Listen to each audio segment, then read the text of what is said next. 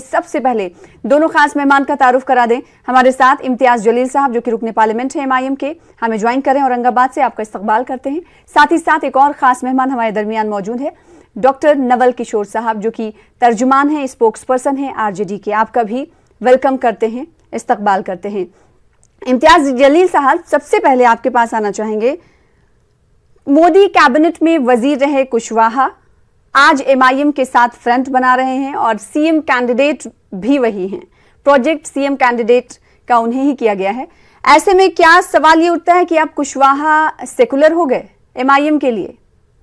देखिए, हमारे साथ ये दिक्कत ये है और आप लोगों के साथ दिक्कत ये है कि हम कुछ भी करते हैं तो सबसे पहले उसके अंदर नुस्ख ढूंढा जाता है, उसके अंदर क्या खराबी ढूंढी जा सकती है ये देखा जाता है। हम जब एमआईएम पार्टी कांग्रेस के साथ थी, जब मनमोहन सिंह साहब की सरकार थी तो उस वक्त कांग्रेस के साथ थी, तो एमआईएम बहुत ही दूध की धुली हुई थी, बिल्कुल स्वच्छ थी। लेकिन जैसे ही हम बाहर निकल गए तो हमारे ऊपर यही कांग्रेस वाले ये इल्जाम लगाने लग गए कि हम है तो भारतीय जनता पार्टी की बी टीम है करके। उसमें अगर कुशवाहा साहब अगर भारतीय जनता पार्टी से बाहर निकले, उन्हें एहसास हुआ, उन्हें ये समझ में आया है कि यही वो पार्टी है जिसने देश के अंदर फिरका परस्ती का बीज बोया है और जो आज इस देश के हालात है जो बद से बदतर होते जा रहे हैं, जो समाजों के बीच में दरारें और दीवारें पैदा करने का अगर कोई काम कर रही है, पिछले 70 सालों के अंदर किसी राजनीतिक पार्टी ने इस मुल्क के अंदर इतना नुकसान नहीं किया है जितना भारतीय जनता पार्टी ने किया है। और अगर कुशवाहा साहब को यह एहसास हुआ और वो बाहर निकले और आज हम उनके साथ या वो हमारे साथ अगर साथ में चल रहे हैं तो एक नया समीकरण है। देखिए, लोग तय करते हैं। अगर लोगों को यकीन होगा असद अवैसी साहब के ऊपर तो लोग जाएंगे उनके साथ। और आपने जो कहा है कि कई दिहाइयों से मजलिस बिहार के अंदर इलेक्शन लड़ रही है लेकिन उन्हें कामयाबी नहीं मिली, मैं आपको दुरुस्त करना चाहूंगा। हमने महज 5 साल पहले हमने 5 साल पहले बिहार के अंदर आए किशनगंज जैसे महज एक इलाके के अंदर हमने 6 सीटें लड़ी। उस वक्त आपको मालूम होगा कि किस तरह से बऊ और बवाल तैयार किया गया था कि देखिए मजलिस आ गई है तो अब ये सिर्फ भारतीय जनता पार्टी के वोट काटने के लिए आई है। अगर हम 6 जीतते भी तो क्या फर्क पड़ता और 6 हारते भी तो क्या फर्क पड़ता। कांग्रेस तो वहां पर जीतकर नहीं आई है, वहां पर जीतकर आई है तो नीतीश कुमार ने, जिन्होंने मुसलमानों के वोट लिए और यह कहा कि मुझे वोट दो, सेक्युलरिज्म के नाम के ऊपर वोट दो, और जैसे ही जीत कर आए तो नरेंद्र मोदी साहब की गोद में जाकर बैठ गए। तो ये लोगों के साथ धोखा नहीं हुआ है। आज जब उन्हें इस बात का एहसास हो गया है कि ना हमारे लिए राष्ट्रीय जनता दल है, ना लालू जी है, ना नीतीश कुमार है, ना हमारे लिए नरेंद्र मोदी है, तो आज एक नया समीकरण, एक थर्ड फोर्स स्ट्रांग तैयार हुआ है। और कुछ तो वजूद रखता होगा ना जिसकी वजह से इतना भूचाल आया है। अगर हमारी कोई हैसियत ही नहीं, कोई ताकत ही नहीं, तो हमें नजरअंदाज क्यों नहीं किया जा रहा है? यह आप भी अच्छी तरह से जानते हैं, ये सभी लोग अच्छी तरह से जानते हैं कि एक नई ताकत और एक नया उपाय हम बिहार की जनता को देने वाले हैं। आप जाइए कभी, यही राष्ट्रीय जनता दल के जो प्रवक्ता यहां पर बैठे हुए हैं, हम उनसे पूछना चाहते हैं। मैं 5 साल पहले जब उस इलाके के अंदर किशनगंज गया था तो मुझे यकीन नहीं हुआ था कि इस हिंदुस्तान के अंदर एक ऐसा भी इलाका पनपता है जहां पर गुर्बत का, गरीबी का आप अंदाजा नहीं लगा सकते हैं। हमने तो लालू जी के ऊपर भी विश्वास किया था। मुसलमानों ने किसको वोट दिया था? लालू जी को ही वोट दिया था ना।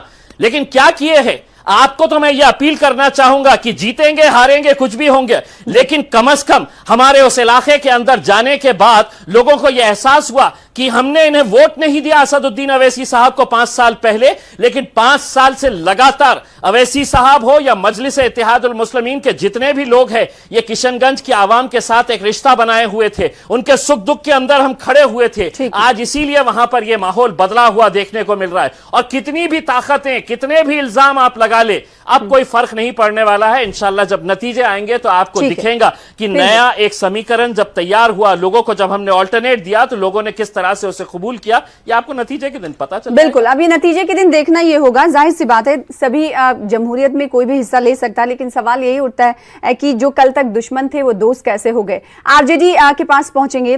डॉक्टर नवल किशोर, आपसे सवाल यही कि बिहार के जनता के बीच विकल्प के तौर पर एमआईएम और कुशवाहा अपने आप को मान रही है। अगर आरजेडी की बात करें, क्योंकि आरजेडी पर लगातार उपेंद्र कुशवाहा ये दबाव बना रहे थे कि तेजस्वी को हटाइए तभी हम आएंगे, लेकिन अब उन्होंने अपना एक अल्टरनेट बना लिया है।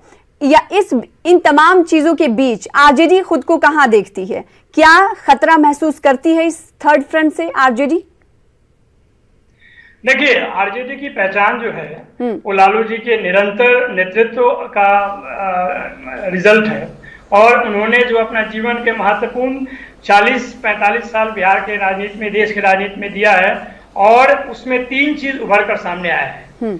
पहली बात तो ये कि वैचारिकी के तौर पे, विचारधारा के तौर पे उन्होंने कभी बीजेपी से कंप्रोमाइज नहीं किया, कभी भी फिरका परस्त ताकतों से कंप्रोमाइज नहीं किया, और उनको खदेड़ने का काम किया। वो चाहे बिहार हो चाहे देश में, ललकारने का काम लालू यादव ने किया, और ये पूरा देश जानता है। नंबर 2, देखिए आरजेडी का जो इतिहास रहा है, वो चाहे इलेक्टोरल हिस्ट्री रहा हो बिहार में या राजनीति रहा है, वो कभी मौका परस्ती की नहीं रही है। मौका परस्ती के लोग केवल इस आधार पे किसी दल में या गठबंधन में जाते हैं कि हमें इतना सीट चाहिए या मुझे मुख्यमंत्री का चेहरा बना दो। इसके आधार पे अगर कोई जाता है तो वह आत्म केंद्रित, स्वार्थ केंद्रित है। इस तरह की राजनीति ने कभी नहीं किया। आरजेडी का जो क्लेम बनता है आज के डेट में, वो सिंगल लार्जेस्ट पार्टी है, और पिछले 5 विधानसभा चुनावों में अगर देखेंगे तो 2010 को छोड़कर हर बार सबसे ज्यादा वहां पे वोट परसेंटेज रहा है, और मुख्य विपक्षी भूमिका में रही है, सरकार को हमेशा घेरते रही है, जन सरोकार के मुद्दे को उठाते रही है। इसमें कहीं कोई शक नहीं है। जहां तक चुनाव लड़ने की बात है, चुनाव तो कोई भी लड़ सकता है, गठबंधन कितने भी बन सकती है, लेकिन लोगों के नजर में जब बात ये जाएगी तो जरूर जाएगी कि लोग देखेंगे कि मौका परस्त कौन है। पॉलिटिक्स को टूरिज्म के तरह में, पॉलिटिकल टूरिस्ट के रूप में कौन यात्रा करता है, ये लोग देखेंगे और उनको उस तरह का जवाब देंगे।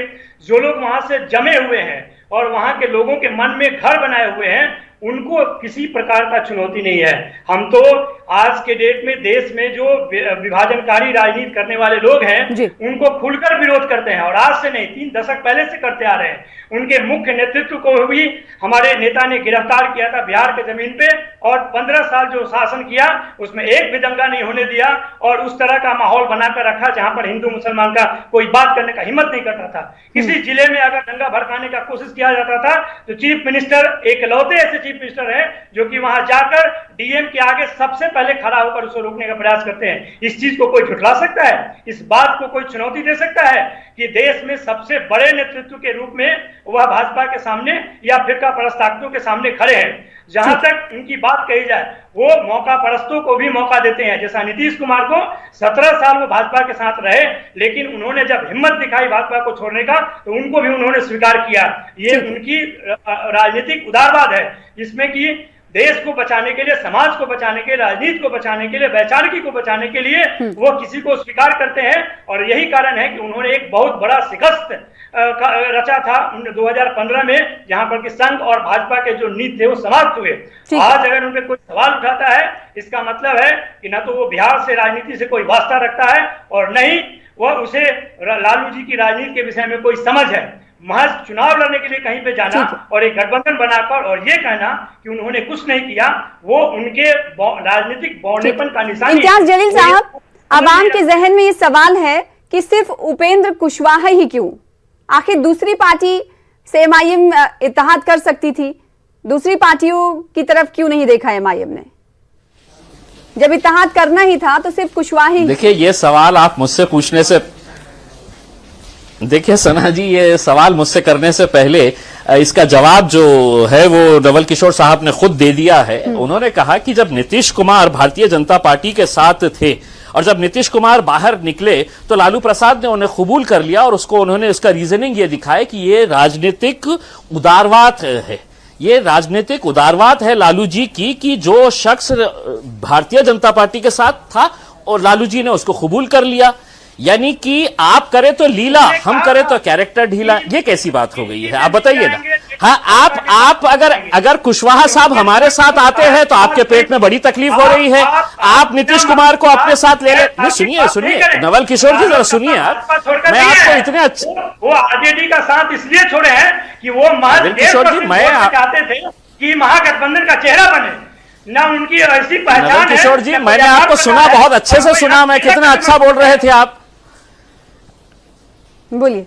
नवल किशोर जी, मैं आपको सुना, बहुत अच्छे से सुना। पहले तो मैं आपको मैं आपसे नवल किशोर जी, मैं आपसे मैं नवल किशोर जी, मैं आपसे माजरत चाहता हूं कि मैं प्रोग्राम के शुरुआत में ही आपको मुबारकबाद देना चाह रहा था कि आज लालू प्रसाद यादव साहब को अदालत ने तो जमानत दे दी है एक केस के अंदर। वो जो चारे का मामला जो था ना, तो उसमें एक केस के अंदर जमानत मिल गई। चारा खाने का जो मामला था तो उसके अंदर जमानत मिल गई है। आपकी पार्टी को बहुत बहुत मुबारकबाद देता हूं मैं। इस आप वही भाषा बोलते हैं जो भाजपा बोलती है, इसलिए आप एजेंट हैं। देखिए मैं तो आपको मुबारकबाद दे रहा हूं। जिस राज्य में सृजन, देखिए मैं आपको मुबारकबाद दे रहा हूं कि लालू जी का एक केस के अंदर जो चारा खाए थे उसके अंदर उनको बेल मिल गई है। अब आप इसके ऊपर आग बबूला क्यों हो रहे हैं? आज तो खुश होना चाहिए आपने। वो आपके नजर में नहीं है, इसीलिए हम मानते हैं और बिहार का जनता आपको जवाब देगा कि आप बीजेपी के ही एजेंट हैं और कुछ नहीं है। इम्तियाज जलील साहब, ये सर्टिफिकेट बिहार की जनता देंगी ना। नवल किशोर साहब इतना आग बबूला क्यों हो रहे हैं? मैं तो आपको मुबारकबाद दिया हूं कि आज आपके नेताजी को जमानत मिली है जो चारा खाए थे उसके बारे में। बहुत खुशी की बात है साहब। मतलब एक देश का बड़ा नेता चारा खाने के उसमें आज जमानत मिली है तो उसमें कोई गुस्सा होने की जरूरत नहीं है। मेरा नवल किशोर साहब अपन मुद्दों के ऊपर बात करेंगे, खराब किया उसके अपन मुद्दों के ऊपर बात करेंगे ना। इम्तियाज जलील साहब बोलिए। मुद्दों पे ही कीजिए, गलत क्यों बोलते हैं? क्या रालोसपा भाजपा नवल किशोर साहब एक सेकंड देखिए, इस मुद्दे पे आई है सेकुलरिज्म को रखना है। आप इस बात का जवाब दीजिए ना। आप देखिए ये पिछले 70 सालों से मुसलमानों को राजनीति से जो बाहर किया गया है, ये सब बात सिर्फ क्या एमआईएम को ये लगने देखिए लगा साहब, है कि शाह के साथ 70 जाने साल से बिहार में एमआईएम की सियासी जमीन जो है सना जी, नवल किशोर साहब को आप खामोश बिठाए तो मैं बोलूंगा। बोलिए इम्तियाज जलील साहब। नवल किशोर सना साहब जी, आपके मैं पास आपसे आऊंगी। रिक्वेस्ट करूंगा कि मेरा नाम इम्तियाज जलील है, ये नवल साहब को ऐसा लग रहा है उनका नाम इम्तियाज जलील है करके जो आप सवाल मुझसे कर रही है जवाब वो दे रहे हैं। तो नवल जी थोड़ा सा सुन लीजिएगा। मैं आपको ये बोल रहा हूं कि ये जो सेक्युलरिज्म का जो आप बोलते रहते हैं ना, ये मुसलमानों को 70 सालों से साहब जो राजनीति से बाहर रखा गया है और सिर्फ एक सिंबॉलिक तौर के ऊपर एक दो एमपी चुना के लेके आ जाओ, एक आध दो ये चुना के लेके आ जाओ, विधायक चुना के लेके आ जाओ। उसकी सबसे बड़ी दिक्कत क्या थी कि आप ये उम्मीद कर रहे थे, 70 सालों से मुसलमानों को यही डर बताया गया था कि देखो अगर लालू जी को नहीं दिए तो भारतीय जनता पार्टी आ जाएगी। अरे क्या करेंगी भारतीय जनता पार्टी हमारा? भाई मुसलमान तो 70 सालों से लड़ते आया है साहब, आपसे भी लड़ रहे हैं और उनसे भी लड़ेंगे इंशाल्लाह। लड़ते लड़ते मरेंगे हम, लेकिन आप लोगों के सामने अब झुकेंगे नहीं। अब आपका यही तकलीफ है कि आपको यह लगता है कि मुसलमानों ने सिवाय लालू प्रसाद यादव के, सिवाय शरद पवार के, सिवाय राहुल गांधी के, सिवाय मुलायम सिंह यादव के किसी दूसरे के बारे में बात ही नहीं करना। अवैसी कैसा मुसलमानों का लीडर बन रहा है करके। यह कौम तो हमारी जागीर थी। ये तो नवल साहब आप समझ रहे थे ये कौम तो हमारी जागीर है। इनको हम इलेक्शन के सामने जाएंगे, लॉलीपॉप दिखाएंगे और बेचारी भोली भाली कौम जो है वो आपके पीछे चल पड़ती थी। अब जब असदुद्दीन अवैसी साहब आपको आकर ये बता रहे हैं, सुनिए नवल किशोर साहब सुनिए, आंकड़े बता रहा हूं। पूरे बिहार के अंदर 54% है लिटरेसी रेट, 54%। और जो 50% लोग अनपढ़ है, गंवार है, सबसे ज्यादा बड़ा तबका अगर कोई है तो वो मुसलमानों का है बिहार के अंदर। आप चलिए मेरे साथ, और अगर आप किशनगंज इलाके के पूरे जितने भी इलाके हैं वहां की अगर प्रगति से आप खुश हैं, वहां का अगर विकास करने का आप दावा करते हैं, तो इम्तियाज जलील खड़े रहेगा आपके स्टेज के ऊपर और कहेगा कि नहीं, लालू प्रसाद ने आपके साथ इंसाफ किया है। बस आप लोग हर 5 साल के बाद आओ, मुसलमानों को सेक्युलरिज्म का नारा पड़ो। नहीं चाहिए हमको सेक्युलरिज्म, कोई सेक्युलरिज्म नहीं चाहिए हमको। आपको लगता है कि हमारी कट्टरवाद पार्टी है तो उस कट्टरता के ऊपर हम मांगेंगे वोट। बहुत हो चुका है आप लोगों के बहकावे में आने का। उस कट्टरता के नाम के ऊपर हम आ रहे हैं बिहार को, और इंशाल्लाह बिहार की जनता अब आप लोग देखेगी कि क्या जवाब मिलता है आप लोगों को। नवल किशोर बहुत साहब, बहकाया है आप लोगों ने, पहले ही बहुत आरजेडी घुमाया है। परेशानी में घिरी हुई है। लालू प्रसाद यादव के बगैर, यानी वो प्रचार और इंतखाबी मुहिम में नहीं हिस्सा लेंगे, उनके बगैर आप इंतखाबी मैदान में इस बार हैं। और दूसरी मार आपको मिल रही है, एक तरफ एमआईएम और उपेंद्र कुशवाहा का गठबंधन हो गया है जिसका नाम है ground democratic secular front, grand. तो क्या इस फ्रंट से एक तरफ लालू जी के नहीं रहने से तो वैसे ही परेशान है आरजेडी, दूसरी तरफ इस ग्रैंड के आने के बाद आरजेडी को क्या लग रहा है कि किसी हद तक उसे खतरा महसूस हो रहा है या नहीं, क्योंकि जो आपके दोस्त थे अब वो दुश्मन बन रहे हैं। देखिए, जिसकी ग्राउंड नहीं है उसको ग्रांड बोल रहे हैं, ये तो अपने आप में हास्यास्पद है। और जिस तरह की राजनीति की ये बात कर रहे हो तो ओछी राजनीति है। उसको तो बिहार की जनता ने न कभी पसंद किया है और न कभी पसंद करेगा। आपको याद होगा नरेंद्र मोदी जी ने क्या क्या बातें कही थी 2015 में। वहां के लोगों ने कितनी बड़ी शिकस्त दी उन्होंने उन लोगों को। आप इस बात को मान के चलिए कि लालू जी की राजनीति इस तरह की नहीं है जो कि आप एक मुद्दे पे उनको घेर सकते हैं। जो जानता है 2005 तक की राजनीति वो यह मानता है, विरोधी भी मानते हैं कि लालू जी ने सामाजिक विकास, राजनीतिक हिस्सेदारी में सबसे आगे बढ़ के कदम उठाया। जो गरीब से गरीब तबका है, जो पत्थर तोड़ने वाली महिला थी, उसको भी उन्होंने 3 बार सांसद बनाया। आप इस बात को कैसे भूल सकते हैं कि जो वंचितों का उभार हुआ वो 1990 से 2005 के बीच में हुआ। ये ओवैसी साहब के सांसद को नहीं समझ में आएगा क्योंकि वो छोटी राजनीति करते हैं, ओछी राजनीति करते हैं। उनको लगता है कि रालोसपा जिसका वोट परसेंटेज 1.5% है उसको आरजेडी अपना नेता मान ले, उसको आरजेडी उसको चीफ मिनिस्टर बना दे। इस तरह की राजनीति करने वाले लोग को हम लोग और देश की जनता मौका परस्त मानती है। ऐसे लोगों को न बिहार की जनता पसंद करती है न कभी उन्हें आने देगी। ऐसे पॉलिटिकल टूरिस्ट को यात्रा जैसी कर आए हैं उसी तरह से वापस चले जाएंगे यहाँ से। हमारी राजनीति जमीन की है, ग्राउंडेड है, लोगों के साथ है, गरीबों के साथ है, कौमी एकता के साथ है, विकास के साथ है और समावेशी विकास के साथ है। सामाजिक न्याय है, संविधान संगत है। हर मुद्दे पे हम उसके सामने और विपक्ष में खड़े रहे हैं। इसलिए आप हमें इम्तियाज जलील साहब, सबसे हैरानी की बात यही है, सबसे हैरानी की बात यही कि वो पार्टी जिसके साथ आपका अलायंस हुआ है वो पार्टी उसने 2015 में एक भी सीट नहीं जीती और आप उसे सीएम कैंडिडेट के तौर पर सामने लेकर आ रहे हैं। सबसे हैरानी वाली बात तो यही है। फिर क्या लगता है कि एमआईएम कुशवाहा की नाव पर सवार होकर बड़ी सीट की उम्मीद लगाए बैठी हुई है, ज्यादा सीटों की उम्मीद लगाए बैठी हुई है?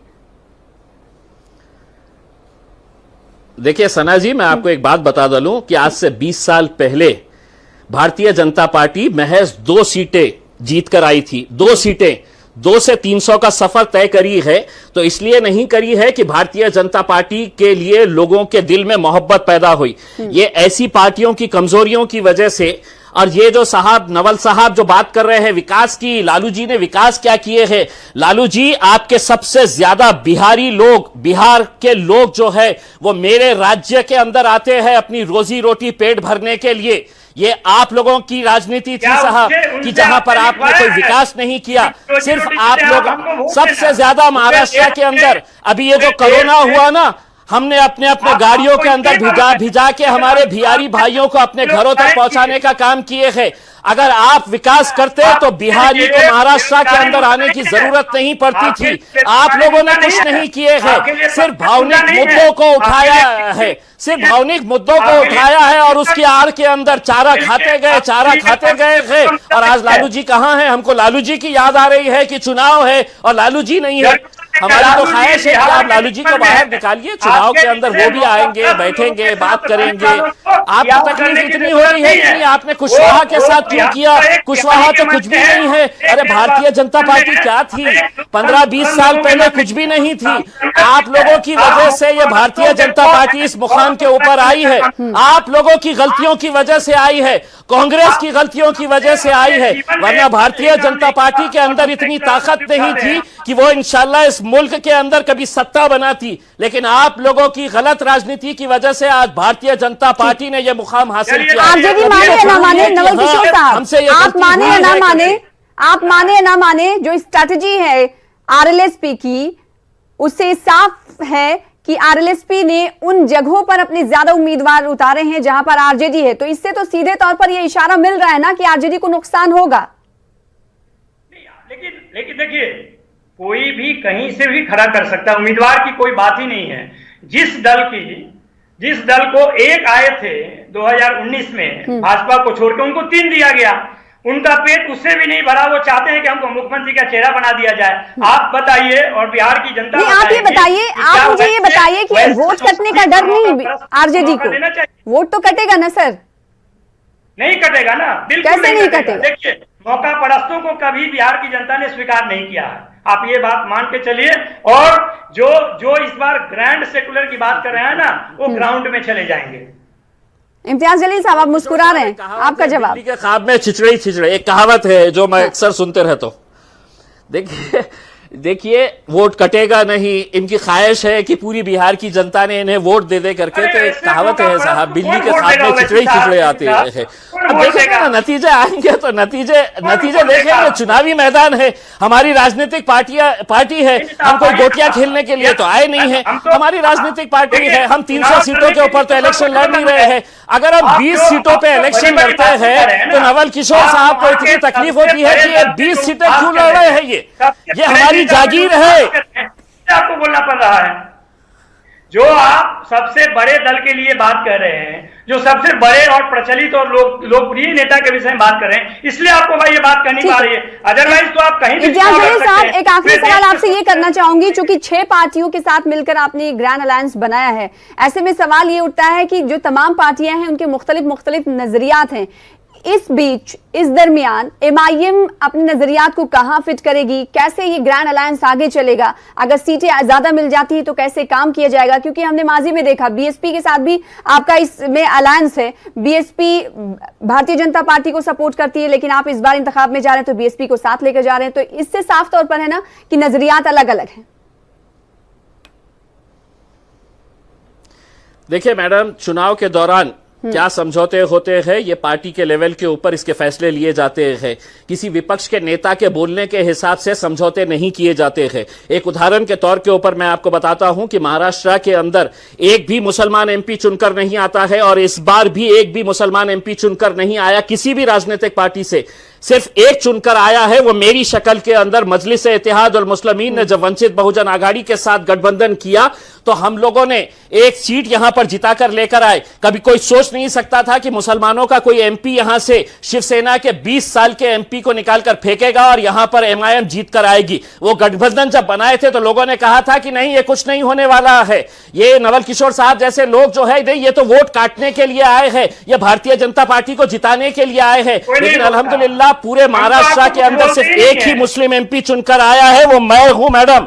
वो अलायंस की वजह से आया है। आज भी हम एक नया गठबंधन बनाए हैं, लोग उसे स्वीकारेंगे नहीं स्वीकारेंगे ये जनता तय करेगी। ना तो नवल किशोर साहब तय करेंगे और ना सनातन के बोलने के हिसाब से। क्या माना जाए ये अलायंस जो बिहार में आप कर रहे हैं ये एक बुलबुले के मानिंद होगा?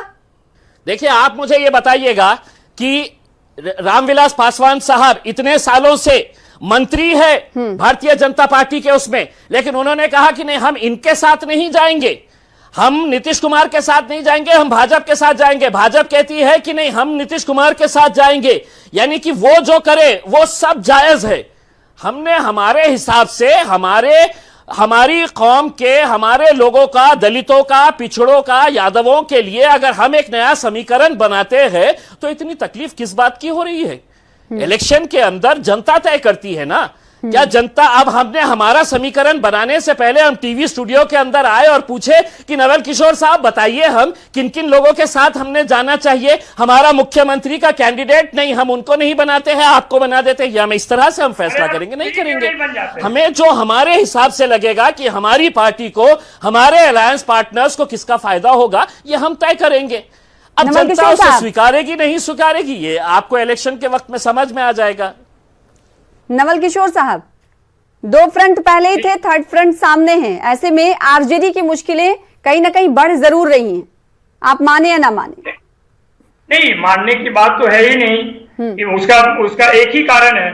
जो प्रमुख विपक्षी दल है बिहार का, वो आज का तो नहीं है, आज चुनाव लड़ने तो नहीं आ रही है, 1990 से है। उसके नेता, नेतृत्व दल और उसके संपर्क सबसे ज्यादा और सबसे अधिक हमारे संगठन में लोग हैं। और ये बात जीतने और हारने, एमपी और एमएलए की बात करते हैं।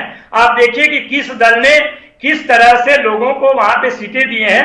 जीतना हारना तो लोकतंत्र में जनता तय करती है। हमने टिकट कितनों को दिया वो देखिए ना। आप तो एनडीए को बीजेपी को देखेंगे नहीं। वहां अगर मुस्लिम और हिंदू के तौर पे बात करेंगे तो उन्होंने तो 303 में एक भी मुस्लिम नहीं है।